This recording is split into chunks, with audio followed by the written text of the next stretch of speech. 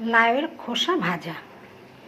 লাউটা খোসাটা একটু মোটা মোটা করে কেটেছি, নিয়ে ঝিরি ঝিরি করে কেটে নিয়েছি।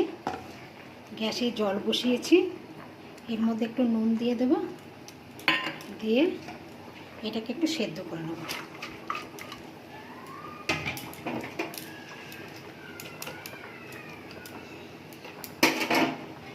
ঢাকা দিচ্ছি।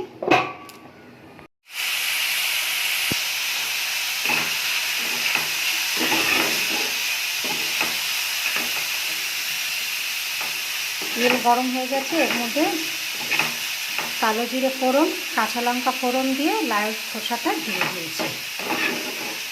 হলুদ নুন আর দেবো না, কারণ আমি সেদ্ধর সময় হলুদ নুন দিয়েছি।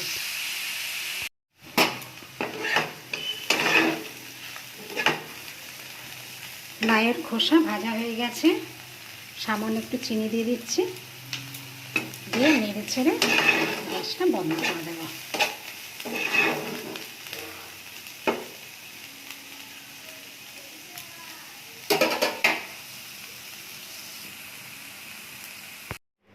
লাউয়ের খোসা ভাজা হয়ে গেছে, কমপ্লিট।